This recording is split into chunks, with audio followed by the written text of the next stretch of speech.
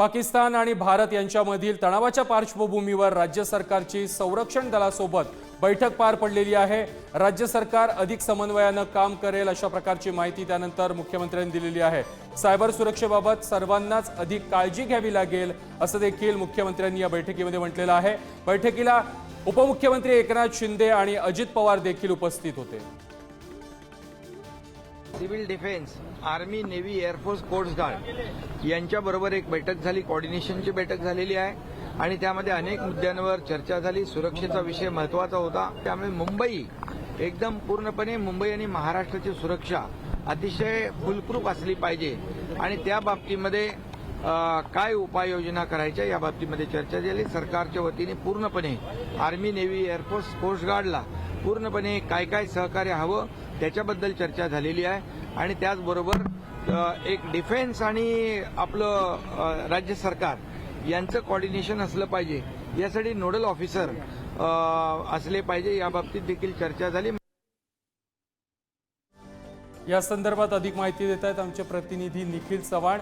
निखिल, भारत आणि पाकिस्तान तणावाच्या पार्श्वभूमीवरती राज्य सरकारची एक महत्त्वाची बैठक पार पडलेली आहे। संरक्षण दलासोबत ही बैठक पार पडली आहे। काय काय या बैठकीमध्ये चर्चा झाली? नक्कीच आपण पाहिलं तर भारत आणि पाकिस्तान यांच्यामधील तणाव वाढलेला होता आणि यामुळे मुंबईला देखील मोठा धोका होता, कारण मुंबईला मोठ्या प्रमाणात सागरी किनारा लागलेला आहे आणि या ठिकाणाहून कधीही परखेड करून हमला होऊ शकतो असं देखील वर्तवण्यात आलेलं होतं। त्यामुळे सर्व बाजूनी हा जो विचार करून ही बैठक आहे जी घेतली, यामध्ये अधिकच्या ज्या व्यवस्था आहेत त्या करण्यासंदर्भात देखील मुख्यमंत्र्यांनी आहेत त्या सूचना केलेल्या आहेत। त्याबरोबर भारतीय लष्करातर्फे त्यामध्ये लेफ्टनंट जनरल पवन चड्ढा, कर्नल संदीप असतील हे देखील उपस्थित होते।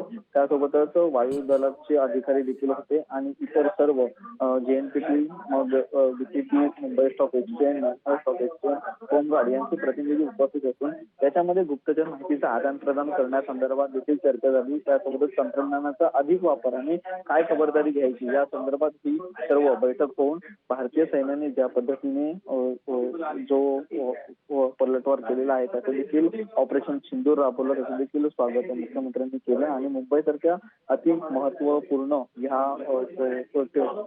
शहरामध्ये आणखीन काय सुविधा केल्या पाहिजेत, सुरक्षेच्या दृष्टीने काय एक आढावा घेतला पाहिजे या संदर्भात देखील सर्व चर्चा या पार पडल्या आणि त्यामध्येच या स्थितीत गुप्तचर माहितीचे आदान प्रदान करण्यावरती अधिक महत्व, अधिक भर आहे तो देण्यात आलेला आहे। त्यासोबतच सायबर सुरक्षेबाबत देखील अधिक सर्वांना काळजी घेण्यासंदर्भात राज्य सरकारने वरिष्ठ अधिकारी तसेच संरक्षण दलाचे अधिकारी मिळून एकत्र समन्वयाने एकत्रितपणे काम करू असं या बैठकीमध्ये सांगण्यात आलेलं आहे। अत्यंत महत्वपूर्ण ही बैठक आहे ही आज या ठिकाणी पार पडली।